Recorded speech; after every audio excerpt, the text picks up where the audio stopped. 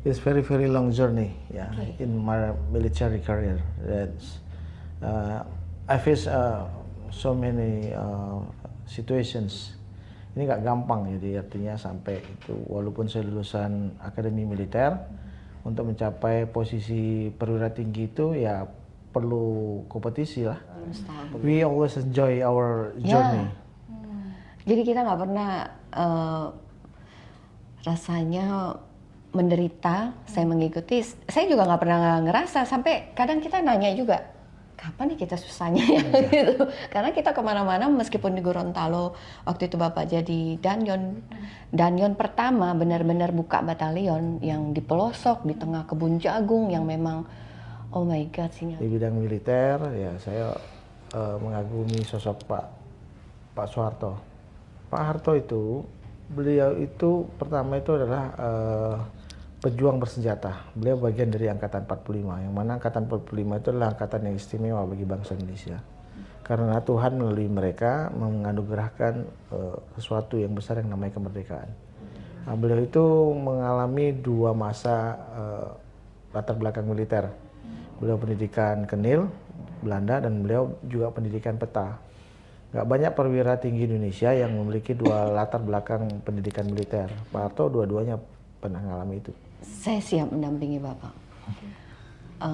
Mau di karir militer ataupun pengabdian langsung ke tengah masyarakat. Karena saya tahu suami saya jika mempunyai nawa itu, insya Allah itu pilihan yang terbaik.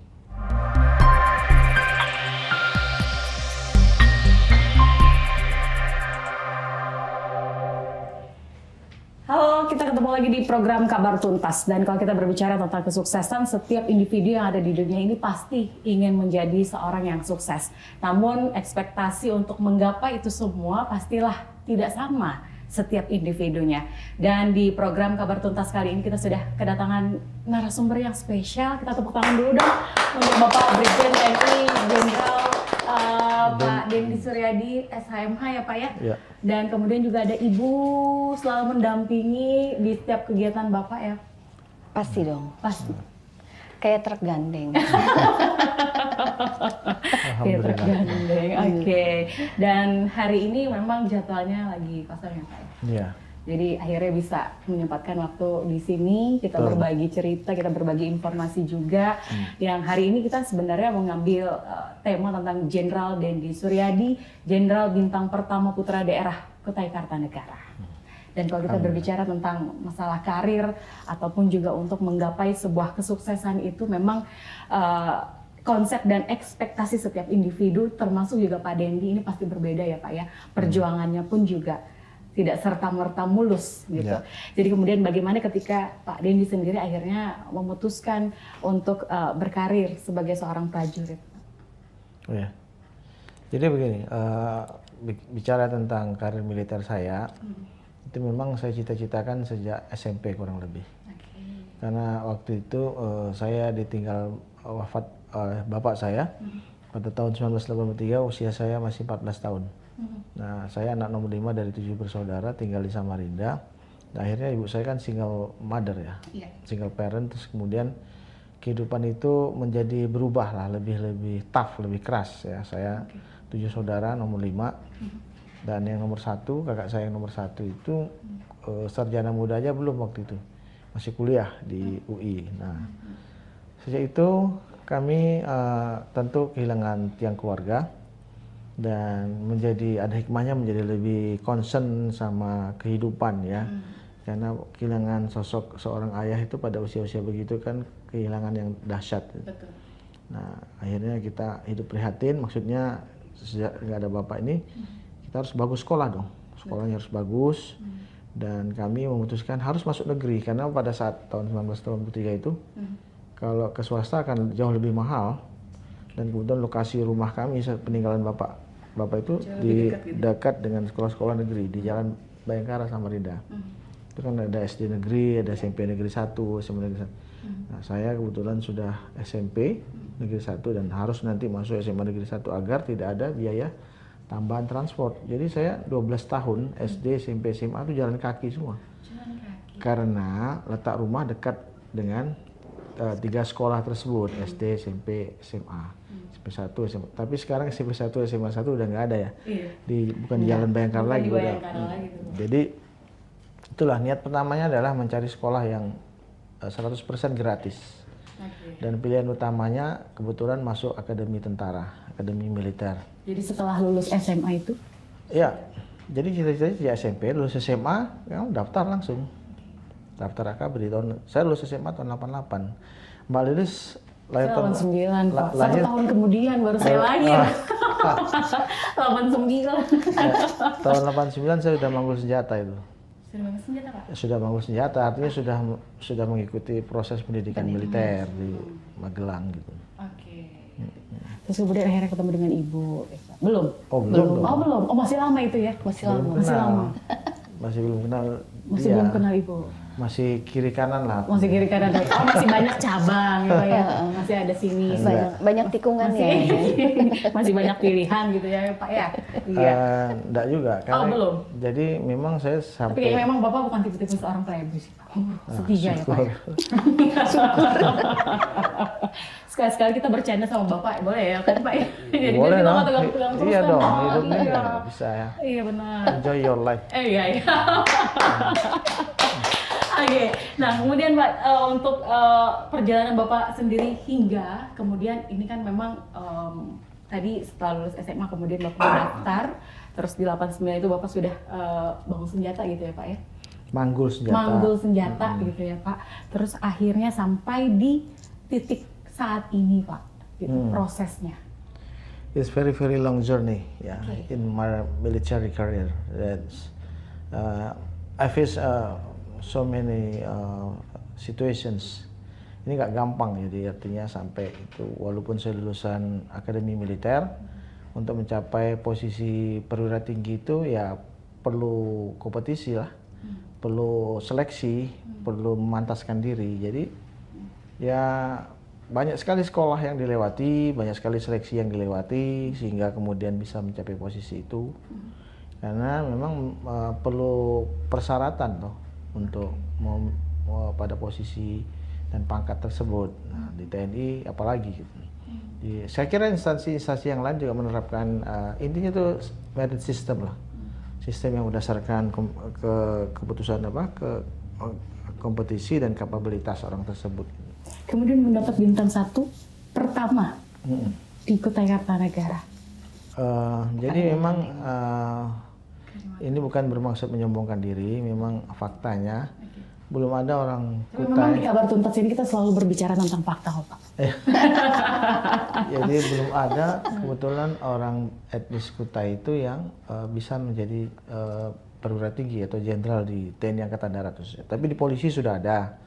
Di Angkatan Udara sudah ada. Di polisi itu ada namanya Pak Hamaminata almarhum, tuh beliau kan bintang 2 polisi, pernah jadi Kapolda DKI. Nah, beliau orang Kutai juga. Terus di Angkatan Udara itu ada letting 1968 namanya Pak Abam kalau salah. Saya pernah ketemu, tapi saya lupa nama persis beliau.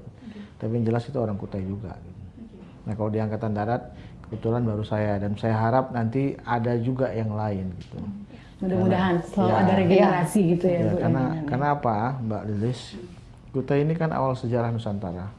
Kalau kita bicara sejarah mainstream, nggak ada lagi sejarah kerajaan itu lebih tua dari kerajaan Kutai di Nusantara ini. Gitu. Di abad keempat. Abad keempat itu tahun 300 sekian. Gitu. Rasulullah aja lahirnya abad keberapa, ingat nggak? Nabi Muhammad tuh lahir abad ke-6. Beliau tuh lahir tahun 571 Masehi. Nah, kerajaan Kutai Kutai itu ada pada abad keempat. Abad keempat itu tahun 300 sekian. Iya, sebelum Nabi Muhammad lahir itu. Kalau Toriknya Torik Masehi. Gitu. Oke. Ini kayaknya kalau misalkan kita bicara-bicara aja tanpa ada foto-foto kegiatan Bapak waktu masih menjabat di sini ya Pak ya.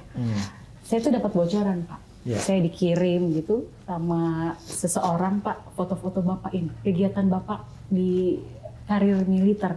Dan saya mau tanya, ini pertama kali, nah ini mudah-mudahan terlihat ya. Bisa kelihatan nggak? Bisa kelihatan nggak? Mana? Ini kelihatan? Oh, nah, nih Pak, ini waktu ini kapan nih Pak? Ini kalau nggak salah ini pertama kali saya jadi komandan Korem. Tradisi penyambutan saya setelah resmi menjadi komandan Korem di Samarinda ini bulan Maret 2022. Oke. Bapak sama Ibu ingat nggak Pak, saya dulu sering moderator Pak di Korem? Ingat dong, kembarannya Feni Rose. Mudah-mudahan saya nggak dilupain sama Bapak Ibu. Iya, ini waktu pertama kali Bapak menginjakan kaki di Korem ya Pak Iya, ya? tepung tawar itu, acara tepung tawar. Oke, ini sebelumnya ditugas di mana nih Pak? Sebelum ke Korem? Itu bukan pertama kali saya menginjakkan kaki di Makorem. Itu pertama kali menginjakkan kaki resmi sebagai komandan Korem. Oh, resmi sebagai komandan Korem? Iya. Oke. Korem 091. Itu ini ada lagi nih. Bentar. ya. Mudahan kelihatan. Kameranya boleh masih kurus sekali ya. Di Zoom. Nah, ini kayaknya Bapak belum menikah ya kayaknya. Belum. Ya Ini belum. waktu pertama kali. Selama menjadi kadet, Ini, selama menjadi taruna akademi militer memang dilarang menikah. Selama proses pendidikan. Tikungannya banyak tapi. Enggak. Oke. Tadi Bukan belum saya, saya Pak, jawab yang itu bicara. November 90.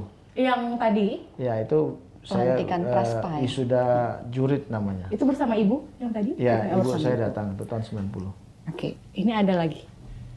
Boleh didekatkan lagi? Ya, Ini Ini foto-foto ini sebelumnya. berbicara semua ini foto-foto ini ya. Ini Berbicara dan bercerita. yaitu Agustus 1990. Ini pada saat Resmi diumumkan bahwa kita diterima untuk menjadi taruna akademi militer. Di sebelahnya ada ini Brigjen Polisi Mardias, di sahabat saya satu orang. Brigjen Yang Polisi pakai baju Mardias, hitam. Sekarang Brigpol. Dia polisi. Waktu itu pendidikan kita cendera di mukanya 4 angkatan, Mbak. Nah, ada TNI AD, TNI AL, TNI AU, terus kemudian taruna akademi kepolisian. Tuh, masih ABRI waktu itu. Tahu nggak ABRI? Angkatan Bersenjata Iya. Republik Indonesia. Iya,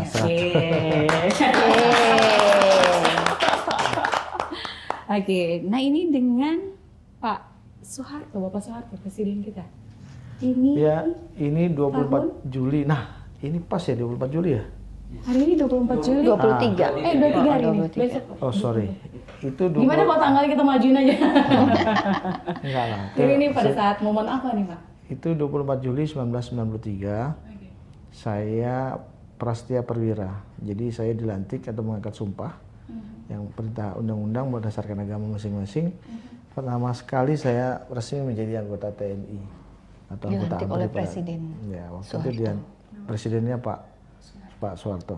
Presiden kedua Ya. Republik Indonesia, dan kemudian ini juga dengan Pak SBY.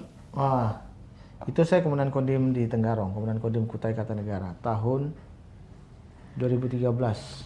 Itu PNS ya. Bukan, itu waktu itu beliau meresmikan beberapa proyek strategis nasional dipusatkan di Karyangau, Pelabuhan Peti Kemas. Antara itu wilayah Karyangau kayaknya udah masuk wilayah Balikpapan deh. Dan ini untuk foto terakhirnya. Nah, Ayo, ini oke. baru aja nih ya Pak ya? Itu saya jadi komandan Korem, saya selaku dan Satgas PAM dan Satgas PAM PAM VVIP. Itu 11 Juni 2022. 11 Juni 2022. Oke, ternyata banyak. Mengenai date itu saya hafal. Iya. Hafal mau gitu. Enggak semua ya, tapi saya memang momen-momen penting itu saya masih ingat. Tapi tanggal jadian nggak hafal ya. dia Kalau saya tanya, kapan Bapak mengenal Ibu Pak? saya kenal dia ini jauh tuh di Kota Dili. Di mana Pak? Kota Gili? Kota Dili tahu? Dili tahu Dili? Dili? Nah, nggak tahu kan? Jauh banget Pak, saya belum pernah ke sana soalnya Pak. Dili di mana? Dili di mana sih? Dili di mana? Timur-timur. Oh, timur. Ya, Ya, sekarang dulu- Jauh banget Pak. Sampai ke Ya sana. itulah jodoh kan? Oh iya betul. Jadi kita nggak ada yang tahu ya Pak ya? Iya, saya kenal beliau nih di Dili. Di Dili. Betul kan ya? Di iya, di luar negeri. Oke. sekarang udah jadi Timor Leste. Timur Leste. Ibu bersekolah atau Oh, saya waktu masih cute banget, masih polos. masih polos banget? Tapi sampai sekarang memang masih cute banget sih Ibu. Dan kenalnya nggak lama, 3 bulan kenal terus udah surat-suratan. Ah, Masih zaman surat-suratan Oh dulu iya ya, Bu dong, ya? pakai Oke. US Mail itu. Kalau saya nulis suratnya, kertasnya wangi-wangi. Biasa kalau kita cewek kan koleksinya kertas surat tuh yang wangi-wangi ya. Yang begitu dibuka tuh belum udah harumnya udah kecium kemana-mana. Kalau bapak selalu kertasnya tentara nggak ada yang romantis ya. US Mail beli yang tebel gitu ya langsung sobek, sobek. Jadi saya hafal kertas suratnya selalu US Mail itu. Ini kalau yang ketawa kayaknya angkatannya deh. Kita ini kan generasi X. Mbak ini kayaknya generasi milenial. Ya, Ya Pak, Ya. generasi apa saya Pak? generasi Kalau generasi dibilang saya generasi X kayaknya enggak deh Pak, ya kan? enggak Mbak lah. Iya. Iya dong. Dan gini generasi Bobby Boomers itu kelahiran 46 sampai 64. Kemudian generasi X itu 65 sampai 80. Ya ini dia 79 nih. Saya masuk tuh. Saya 68 kan. Kemudian generasi Y atau generasi milenial 1981 sampai 1996. Berarti saya masuknya di milenial. Iya. Oh iya. Iya. Oh iya. Ada orang nggak menyebutkan tahun kelahiran ya biar kelihatan muda terus. Iya Pak, betul. Tapi karena tadi Bapak udah menanyakan ya mau tidak mau saya ini jawab jujur saja 89. Oh iya tadi udah bilang deh. Iya, tadi udah bilang tuh Pak. Memang Iya kan? generasi milenial itu. Iya, generasi milenial saya. Oh, benar itu 81 sampai 96. Jadi nggak semua generasi muda itu milenial loh. Iya dong. Nah sekarang 97 ke 2012 itu namanya generasi Z. Saya tahu sedikit lah masalah itu. Penggolongan generasi berdasarkan tahun kelahiran. Dan itu dikaitkan dengan keterkaitan dan pengaruh teknologi digital terhadap generasi tersebut. Saya Tapi masih ngomong-ngomong juga Pak, saya pengen tahu nih, bukan saya aja sih sebenarnya semua yang ada di sini dan juga pemirsa gitu. Ketika Bapak kemudian berkarir di militer untuk meminta doa restu kepada sang ibunda dulu. ya, jadi kalau ibu saya itu sebenarnya apa saja yang kami putuskan sepanjang itu baik. Orang dulu itu yang memang nggak terlalu banyak itu ya. Yang penting bisa sekolah. Kemudian sekolah itu pikirannya, orientasinya untuk mendapatkan lapangan pekerjaan. Jadi berpikirnya yang pragmatis saja. Jadi saya lulus SMA tahun 88 itu saya langsung nyoba masuk ABRI. Tes di Samarinda dan kemudian lanjut ke 88 ternyata kan gagal tuh ya, untuk pengalaman pertama. Nah, saya bilang kuliah. Akhirnya saya ikutlah UMPTN walaupun saya yakin bahwa tahun depan saya pasti bisa lagi nih. Karena saya sudah punya empirik kan untuk kegiatan tes itu dan saya akan lebih siap lagi. Tapi ternyata tes UMPTN itu dulu namanya UMPTN, ternyata walaupun asal-asalan nggak tahu Tuhan mentakdirkan saya lolos. Kuliah di Fakultas Pertanian. Ya, Fakultas Pertanian di Unmul tahun 88. Saya ingat tuh saya gagal di bulan Juni, saya ikut tes bulan Juli, Agustusnya ternyata diterima di Unmul. Ya, alhamdulillah punya pengalaman lagi, sempat kuliah walaupun cuma 1 semester. Saya masuk Agustus, masuk Unmul, kemudian Maret sudah saya tinggalkan lagi. Pergi naik kapal Kerinci, Maret 89 menuju ke Jawa. Karena di Jawa peluangnya lebih besar saya hitung. Yang diterima lebih banyak daripada dari Kalimantan. Kalimantan itu dari seluruh Kalimantan tahun 88 itu diterima Akademi Akabri itu cuma 3 orang. Dikirim 9 untuk tes tingkat pusat, pulangkan 6 yang terima 3. Bayangkan aja dari 252 peserta yang diterima 3. Kan probabilitasnya kan kecil. Nah, saya lihat di Jawa, khususnya DKI dan Jawa Barat, itu nomor 1 dan nomor 2 terbesar itu gede. 100 dari Jawa Barat. Kan artinya chance-nya lebih gede Mbak Lilis. Saya berangkat ke sana. Oke.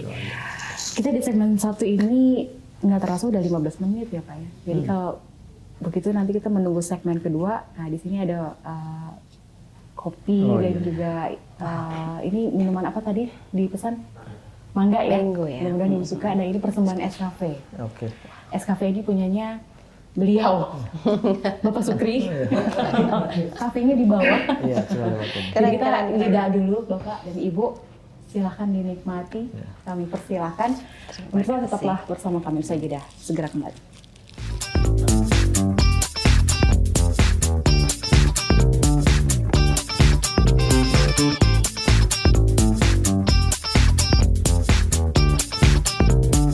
Oke, pemirsa, kita kembali lagi di program Kabar Tuntas, dan di segmen kedua ini karena memang sudah didampingi oleh Ibu Ira Suryadi ya Bu ya, mendampingi Bapak di sini. Jadi ya tadi sempat disinggung juga sama Bapak, ketemu sama Ibu ini di Dili dulu ya Bu. Terus kemudian surat-suratan dan segala macam lainnya berproses hanya 3 bulan. Itu maksudnya masa awal Masa perkenalan, PDKT? ya. Tapi pacarannya 3 tahun. Oh, pacarannya 3 tahun. Itu 3 bulan, karena setelah 3 bulan saya pindah Pindah lagi. sekolah di Bandung. Saya ikut ayah saya dinas di Timur Timur. Oh, jadi kemudian LDR juga nih? LDR dong. Oh, LDR. Makanya itu Tapi akrab memang dengan harus- US Mail itu. Yang harus nunggu seminggu surat balesan. Kemudian dia harus nunggu seminggu lagi surat saya nyampe. Enggak, tunggu dulu. LDR apaan? Apa tuh Pak? Kayaknya maknanya lain lagi nih kalau dari Bapak. Iya. Apa tuh Pak? Ini Kalau dari makanya Bapak saya apa? tanya. Saya kalau nggak tahu saya Long nanya. distance relationship gitu. Atau Bapak jangan-jangan punya jokes yang lain? Enggak. Ya, kalau nggak tahu saya nanya. Jarak jauh nih Pak. Iya. Jarak jauh. Oke, tapi akhirnya dari jarak yang jauh itu kemudian dipertemukan untuk menjadi dekat dan selamanya. Iya. Ya, amin gitu ya Bu ya. Tapi kan kalau untuk menjadi seorang istri prajurit memang harus siap selalu mendampingi Bapak kemanapun gitu. Iya. Dan kemudian bagaimana kemudian Ibu dan Bapak juga beradaptasi di setiap daerah penempatan Bapak bertugas. Ibu.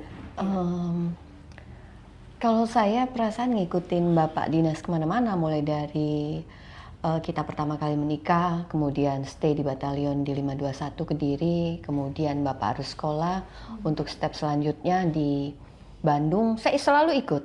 Karena kita selalu prinsipnya itu, seperti truk gandengan, kemana-mana ya udah saya harus ngikut. Dan Bapak tipenya memang family man banget gitu, yang memang nggak bisa jauh nih dari kita gitu ya, dari saya, dari anak-anaknya, hiburannya nggak ada yang lain. Jadi kalau orang misalnya sekolah itu lagi pendidikan, ada waktu pesiar, Bapak selalu nemuin kita, makanya saya selalu ikut. Bapak sekolah di Bandung, kita juga ngikut cari kontrakan di Bandung. Ya nih ya. Jadi Ya, selama 6 bulan saya ngikut gitu. Jadi pesiar ya memang ketemu sama anak istrinya. Kalau orang lain pesiar waktunya mereka jalan-jalan karena istrinya berbeda tempat. Kalau Bapak nggak mau. Ibu harus ikut. Iya, ya, langsung kita boyong aja karena sekolahnya waktu itu 6 bulan. Kita kontrak di Jadi sana. kontrak rumah, boyongan. Kontrak rumah gitu. masih 100.000 sebulan. Berapa tuh Pak? Loh bener. Air listrik tapi kita bayar sendiri ya. 2002. 2002 Selapa itu. Jadi kapten mau mayor tuh sekolah seleksi. Nah, saya kan infanteri. Jadi kita masih punya anak satu Kevin ya kan. Ya, Masih. umur setahun. Ya udah. belum setahun. We always enjoy our journey. Jadi kita nggak pernah rasanya menderita, saya mengikuti. Saya juga nggak pernah ngerasa, sampai kadang kita nanya juga, kapan nih kita susahnya ya gitu. Karena kita kemana-mana, meskipun di Gorontalo waktu itu Bapak jadi danyon pertama benar-benar buka batalion yang di pelosok di tengah kebun jagung yang memang oh my god, sinyal TV aja susah di gitu ya. Gorontalo Utara Listrik. tuh kan Gorontalo itu kan provinsi Pemekaran dari Sulawesi Utara, terus itu Kabupaten Baru di Kabupaten utaranya. Baru. Jadi kalau nggak apa-apa kita mau kemana, yang penting Iya, yang penting Jadi kita kita berkeliling iya, ya. yang penting kita sama-sama. Jadi pasar yang ada seminggu cuman seminggu 1 kali gitu Mana ya. yang paling berkesan buat Ibu Ira? Di masa tugas Iya. Bapak di daerah mana tuh? Berkesan semua. Yang paling berkesan Tenggarong, karena saya nambah 1 anak. Jadi saya Iya, jadi 3 anak saya itu lahirnya namanya anak tentara itu nggak ada di tempat yang sama karena saya selalu ngikut kemana-mana. Jadi akte lahirnya mereka memang pasti berbeda-beda sesuai tempat tugas ayahnya. Yang pertama pada saat ayahnya jadi Danki di 521 Kediri. Jadi akte kelahirannya adalah Kediri. Iya, memang lahirnya di sana. Ya, anak yang kedua lahir di Tarakan. Ya, Tarakan. Sekarang Kaltara.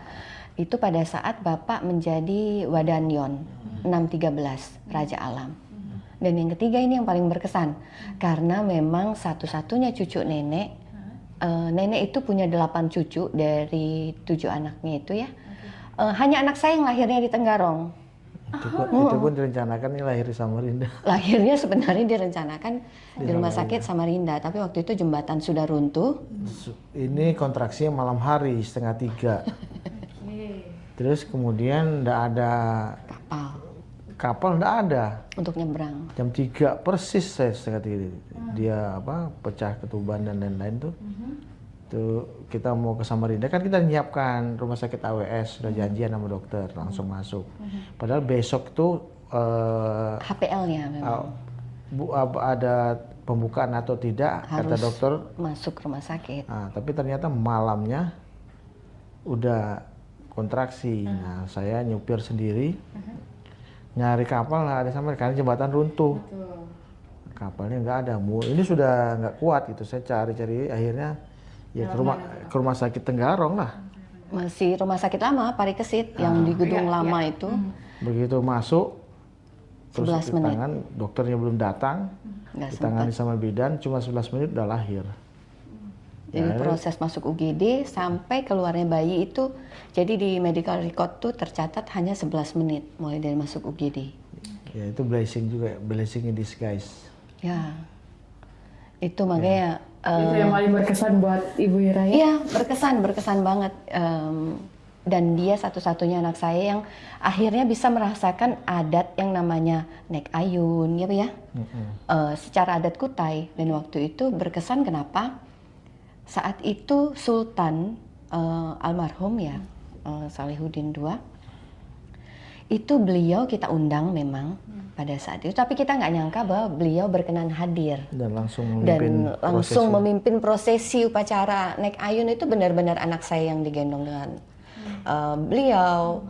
Ada permaisuri juga datang, jadi kita wow, cuman hanya anak saya the only one ini yang bisa merasakan adat Kutai seluruhnya ini, dan langsung dipimpin sama Sultan. Itu yang rezeki banget.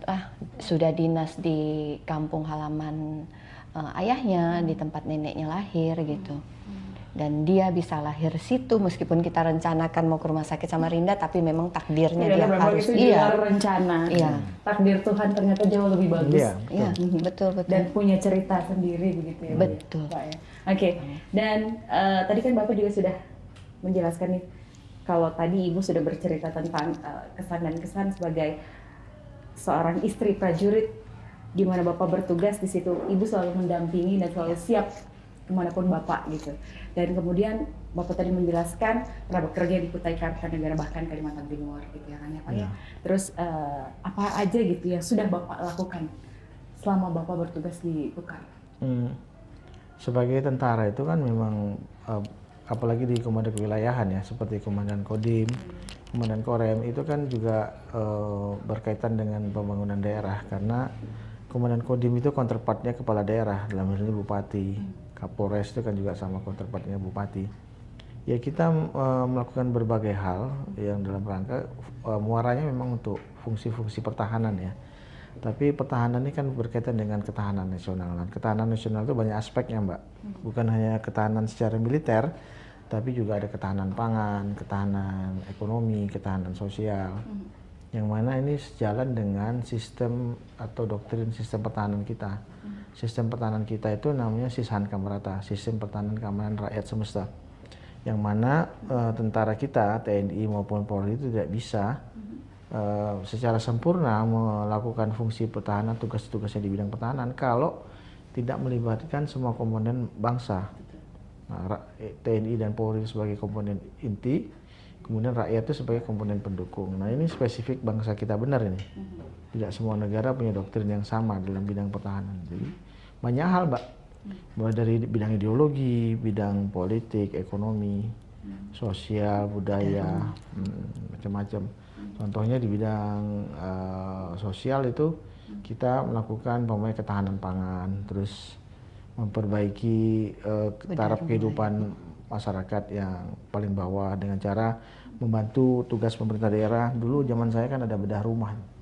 Zamannya Ibu Bupati Rita, beliau jabat tuh, beliau ada program bedah rumah yang mana itu kita nanti yang selaku pelaksananya. Itu tetap program atau proyeknya pemerintah, tapi kan TNI bisa dilibatkan gitu. Dalam hal memiliki sumber daya manusia, alat peralatan, dan itu. Jadi akhirnya memang membangun sinergi bersama pemerintah juga dan seluruh komponen masyarakat yang ada di Kutai Kartanegara juga gitu ya Pak ya. Banyak termasuk kemarin juga menjadi danrem di Kaltim ya Pak. Ya sama, itu juga sama. Enjoy lah pokoknya. Enjoy ya Pak ya, selama menjalani tugas karena memang ini pilihan Bapak kan. Cita-cita untuk menjadi seorang prajurit atau TNI ini kan memang sudah mendarah daging dari waktu SMP kan ya Pak? Ya ini pilihan jalan hidup saya untuk jadi pilihan jalan hidup saya kan, berprofesi begitu. Dan tidak terasa dah 31 tahun. 31 tahun? Iya. Bulan Juli ini 31 tahun saya menjadi TNI. Tahun dulu. Luar biasa, 31 tahun. Oke, terus untuk Ibu juga. Nih biasanya kalau Ibu Persit, kegiatannya apa aja sih Bu? Banyak. Dan saya bersyukur saya maksudnya menikah dengan seorang tentara. Sebentar Bu, saya mau tanya dulu sama teman-teman wartawan, ada yang mau nikah juga sama tentara? Wow. Siapa tahu nanti bisa bicarain sama Bapak ya Pak ya, atau Ibu mungkin ada anggotanya yang masih... Boleh, itu saya ada stok di luar. Kalau ada yang mau, siapa? Oh Emi, oh yang baju pink nih Bu. Biar dipanggil Ade. Iya. Apa kabar Dek? Halo Dek gitu. Langsung ketawa nih. Iya, anak saya bilang gini, Mama, dulu waktu pacaran sama Papa emang Mama dipanggilnya Ade. Iya emang gitu. Iya nih. Jadi sekarang nih viral lagi nih. Katanya kalau pacaran sama aparat gitu, halo Dek, gitu. My God. Ya memang begitu memang. Ya alhamdulillah saya mendapatkan suami seorang tentara dan memang Persit ini suatu organisasi sosial yang memang mendidik kita ini menjadi mandiri. Mandiri, kreatif dengan inovatif. Jadi kita ini mandiri kenapa? Karena suami itu menganggap kita adalah nomor 2. Kalau sebagai istri tentara, senjata mereka adalah nomor 1. Itu ada idiom itu seperti itu. Gitu. Jadi mau kita hamil besar apa segala macam, kalau mereka suruh berangkat tugas besok, kita nggak bisa tuh, tunda aja berangkatnya, saya mau melahirkan, tidak bisa gitu kan. Atau mau dikit-dikit anterin ke pasar pagi-pagi, oh my God, mereka jam 6:30 sudah apel gitu kan. Jadi nggak bisa tuh istri tentara yang manja-manja. Memang diajarkan. Harus siap mental ya Bu? Ya betul, harus mandiri. Kemudian kenapa kreatif? Kreatif dibutuhkan karena pada saat dulu memang tentara ini secara kesejahteraan itu terbatas. Jadi kita dituntut berkreasi, jangan berdiam diri di rumah itu, tapi membuat keterampilan, kemudian entah bercocok tanam, berternak, itu supaya menambah income keluarga. Karena kalau itu hanya yang Ibu terapkan kepada ibu-ibu Persit yang lain, anggota yang lain? Itu wajib. Jadi bisa ditanya lah, kalau yang namanya istri prajurit, Persit, anggota Persit, itu pasti punya nilai value yang memang berbeda dengan istri-istri di luaran sana gitu. Karena kita nggak dididik untuk manja gitu.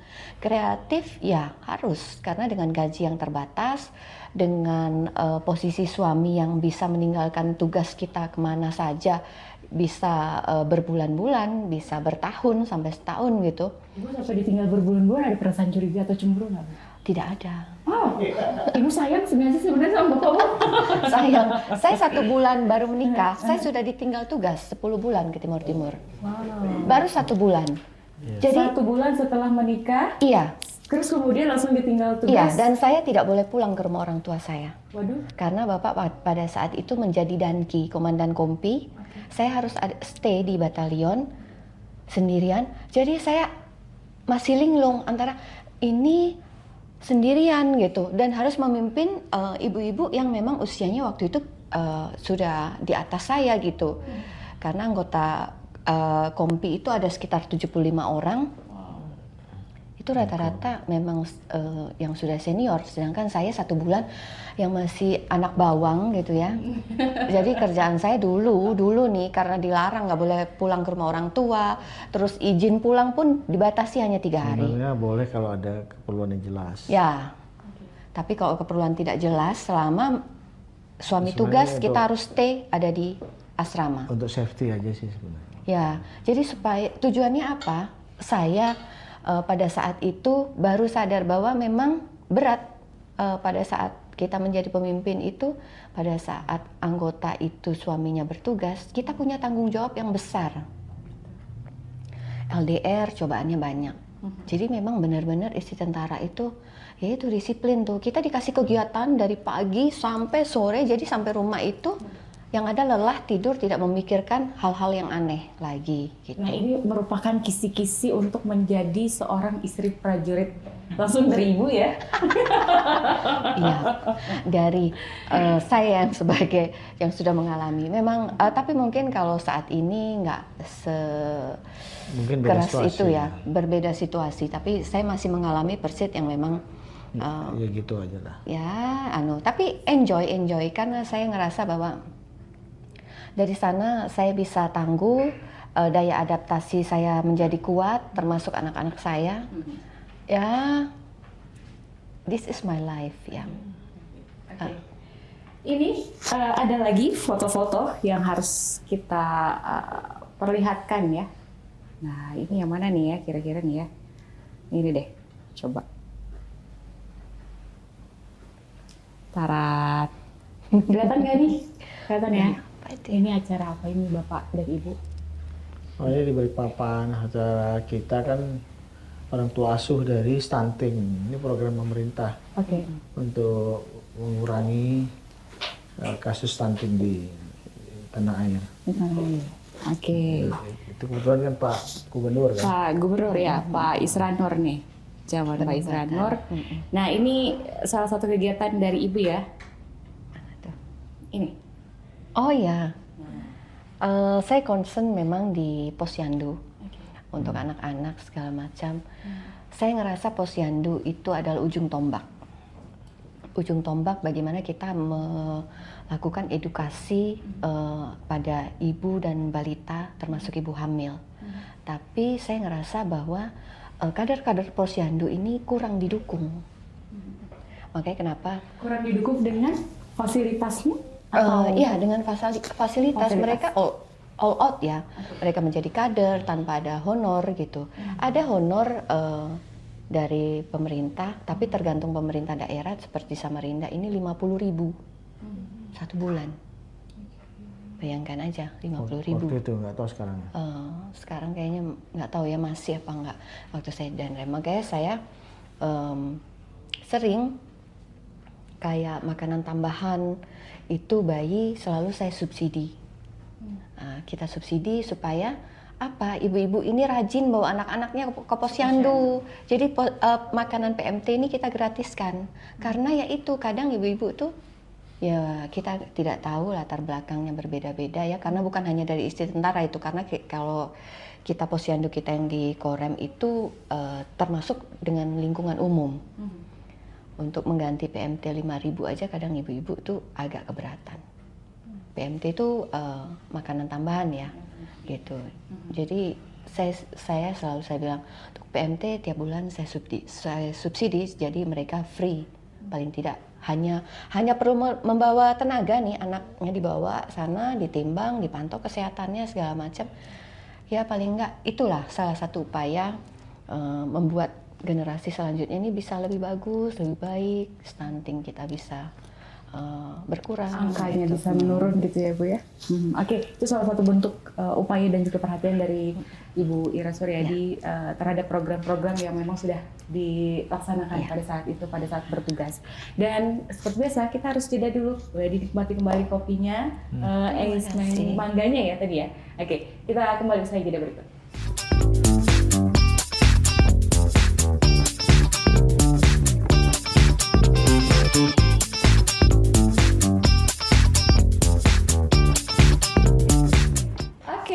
Tidak terasa kita sudah di segmen ketiga ya pemirsa di program Kabar Tuntas, dan di segmen ketiga ini tadi sempat disampaikan, sempat disinggung sedikit sama Ibu kalau Bapak ini adalah seorang atau sosok seorang family man banget.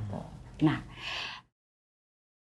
di awal juga tadi kita sudah tahu ketemunya di mana gitu ya kan Pak ya, jauh banget, terus prosesnya juga lama banget juga gitu, dengan jarak yang jauh kemudian akhirnya bisa bersatu, bisa bersama.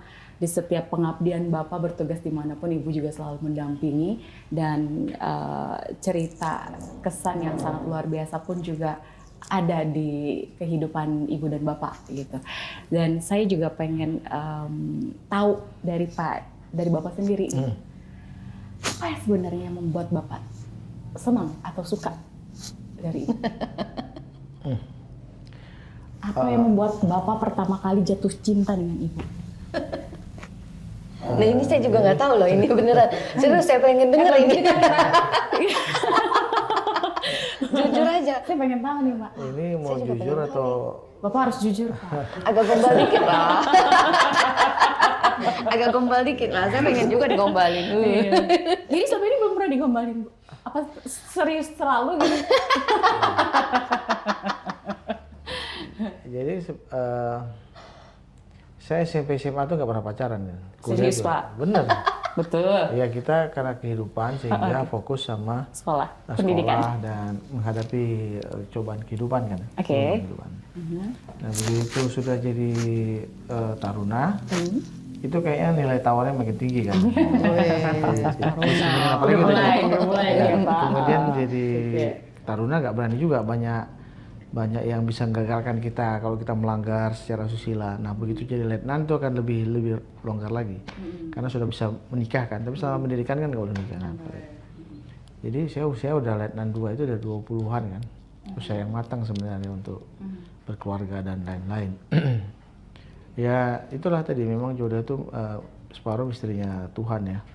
Nah ketemu ibu yang masih waktu itu SMA dan ya lihat dia cantik lah. Terus kemudian dari pertama kali ketemu dulu sampai dengan sekarang cantiknya masih sama atau berubah? Ya, kalau kita itu kan menikah itu kan ikatan lahir batin dunia akhirat ya kan. Apapun kondisinya ya inilah yang terbaik buat saya, dan memang rasa qanaah, rasa syukur itu membuat kita menjadi eternal, lebih abadi gitu. Ya itulah artinya. Itu kan komitmen bisa terjadi kalau kedua belah pihak mau kan. Dan saya mau, beliau juga mau kan gitu. Terjadilah ikatan, ya pacaran lah apa kan. Ya gitu Mbak, kadang-kadang ada yang kita mau orangnya nggak mau. Dan kebetulan waktu itu saya mau. Jadi sama-sama mau. Tetap aja nggak nemu kan bersambut jawabannya. akhirnya. Oke. Ya itu banyak faktor Mbak. Ya. Saya ada foto lagi nih Pak. Nah, sebentar saya cari dulu yang mana. Oh ini nih. Kayaknya yang masih Apalagi muda nih? banget nih. Wih. Ini nih. Yang belum nikah nih. Boleh lihat. Oh my god. Ini sudah menikah atau belum Belum, menikah? belum. Oh, ini belum menikah. Belum. Hampir ya kayak Ya belum. semacam. Ini foto prawedding. Ayo. Ya mengarah ke situ. Mengarah ke sana ya. Pak, ini mengarahnya ke kamera. Oh my god. Saya mau lihat dulu dong. Nggak ada yang berubah Baby. sih. Itu culun banget. Ini tahun berapa ini Bu? Waduh, tahun berapa itu ya? Lupa. Tahun berapa nih? Ini ada lagi. 97. Sebentar. Ya, 97. 97-an. Oh. Ya. 97 ya. Tara. Oh my God, itu Ada saya baru lagi. melahirkan kayaknya. Oh, ini baru melahirkan anak kedua. Iya, apalagi hamil ya, yang anaknya iya. Pak itu di Islamic Center ya. Oh, ini udah di Iya, waktu Dandim, Oh, iya, Bapak Dandim. Dandim. Saya baru melahirkan tuh, makanya masih gede. Apalagi hamil ya, kalau nggak salah. Lagi Ini hamil. Bapak ingat nggak ini tahun berapa, Pak? Ini di Kalau yang waktu Center. tugas-tugas kan Bapak Iya. ingat tuh tanggalnya. Ini antara 2011 sampai 2013 ya. Nikahannya anaknya Pak Kusrin Oh iya. di 2012. Saya ingat, saya kenapa ingat? Saya waktu itu belum belum menutup berhijab. ya, belum berhijab. Dan waktu itu karena nikahan anak dan Ramil sih ya. Saya waktu itu udah hamil muda itu. Oh, udah hamil. Makanya agak sedikit melebar. Dan satu lagi, ini ada. Emaknya, oh ini Tuh, apa nih? apa itu? tepung tawari masuk rumah dinas. Oh iya. Ya. Rumah dinas Dandim. Oh, Ramadan Stadium. Oh, ini di Kukar. Iya, di tepung tawari Hmm. oleh almarhum Ibu Dayang Bu Pipi itu Iya. Ada keluarga. Ah. Ya, acara tradisi masuk rumah dinas. Kakaknya Pak Awang Faruk ya waktu itu ya. Oke, baik. Sebenarnya masih banyak, masih ada beberapa lagi. Tapi itu sudah cukup mewakili, gitu kira-kira. Dan saya juga pengen tahu, selain Bapak menyukai Ibu, pasti mungkin untuk ke personal Bapak sendiri, untuk pribadi. Saya juga pengen tahu, mungkin pasti setiap orang atau setiap individu punya idola atau mungkin sosok yang bisa menguatkan atau memotivasi kita gitu Pak dalam kehidupan. Kan pasti ada tuh Iya. di setiap individu. Kalau buat Pak Denny sendiri, siapa sosok yang paling menguatkan diri Bapak, yang memotivasi Bapak sampai karir Bapak di saat ini? Oke, saya kira di berbagai bidang tuh ada idola ya. Mungkin bagi saya lah ya, paling tidak. Secara spiritual pasti saya akan mengidolakan junjungan kita Nabi Muhammad SAW ya kan.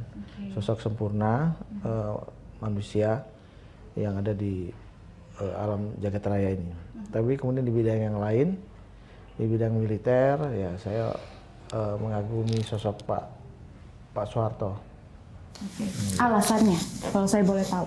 Pak Harto itu, beliau itu pertama itu adalah pejuang bersenjata. Beliau bagian dari Angkatan 45, yang mana Angkatan 45 itu adalah angkatan yang istimewa bagi bangsa Indonesia. Karena Tuhan melalui mereka menganugerahkan sesuatu yang besar yang namanya kemerdekaan. Nah, beliau itu mengalami dua masa latar belakang militer. Beliau pendidikan Kenil, Belanda, dan beliau juga pendidikan peta. Nggak banyak perwira tinggi Indonesia yang memiliki dua latar belakang pendidikan militer. Pak Harto dua-duanya pernah mengalami itu. Sebagai tentara Kenil, dan kemudian tentara peta, sebelum kemudian menjadi Tentara Nasional Indonesia, sebelum TKR, BKR, dan kemudian TNI. Jadi saya kagum terhadap beliau, karena berbagai prestasi beliau atau kiprah beliau selama menjadi militer itu banyak hal yang bisa dicontoh. Beliau kan pernah menggagas serangan umum 1 Maret 49 dan kemudian beliau juga berhasil sebagai Panglima Mandala pada saat kita berkonflik membebaskan Irian Barat pada saat itu. Itu sosok militer ya.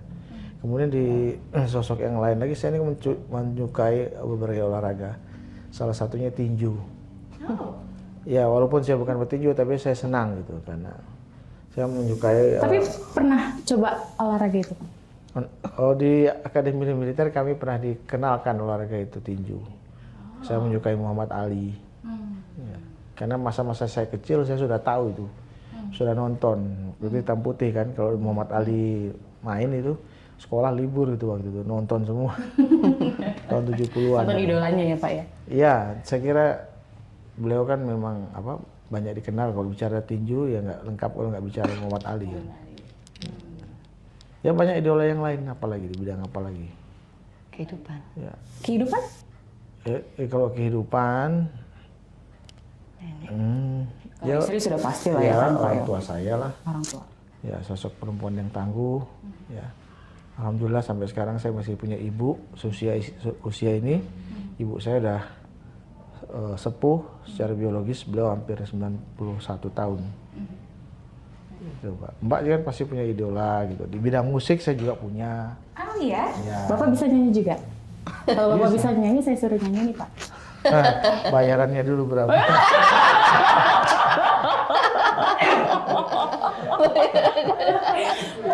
Kalau gitu saya Saya nggak ini, jadi.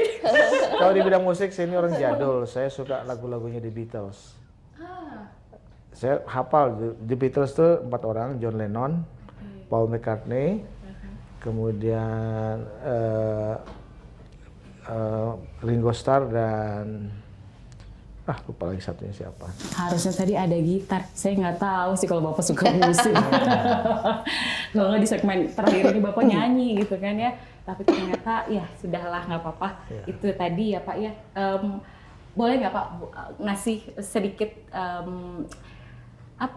pesan atau mungkin juga kisi-kisi untuk para generasi muda yang ada di luar sana agar perjuangan itu dan kesuksesan itu tuh prosesnya nggak gampang. Ya, betul. Jadi saya kira di bidang apapun kita berkarir itu kalau kita mulai melakukan sesuatu, kita harus betul-betul komit sama apa yang mau kita kerjakan di bidang apapun. Betul-betul really work at it, ya. You committed. Terus kemudian harus menempuhnya, harus keras sama diri sendiri.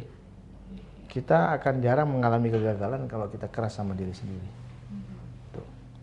Jabarkan aja itu, artinya kita harus berusaha seoptimal mungkin gitu. Kalau ingin juara, orang lain latihannya katakan 3 jam, kita mungkin 4 jam.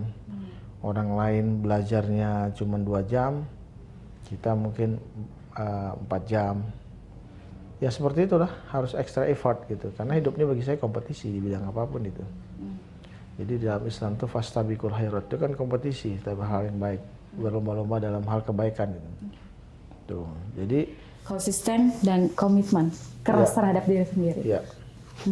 Tanggapan Ibu? Saya siap mendampingi Bapak. Mau di karir militer ataupun pengabdian langsung ke tengah masyarakat. Karena saya tahu suami saya jika mempunyai nawa itu, insya Allah itu pilihannya yang terbaik.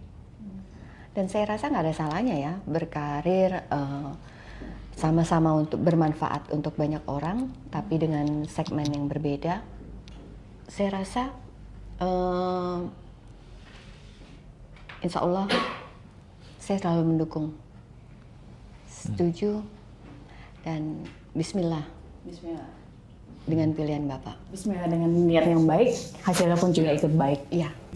Oke, baik. Terima kasih sebelum kita dulu untuk Bapak dan Ibu. Terima kasih Pak Dendi dan Ibu sudah bisa hadir di ruang ini, di program Kabar Tuntas. Mudah-mudahan kita bisa menang lagi ya Bapak Ibu ya. Boleh. Ya. Boleh ya. Ketika memang jadwalnya tidak terlalu padat. Saya nanti akan berkomunikasi dengan Bang Dery selaku ajudan. Karena sebenarnya saya sudah lama Bapak Ibu mau mengundang Bapak, cuma memang karena mengikuti jadwal Bapak ya, karena memang lagi padat ya Pak ya dengan berbagai kegiatan dan Ibu juga turut mendampingi. Saya hanya mendoakan untuk sehat selalu Pak. Amin. Amin, amin.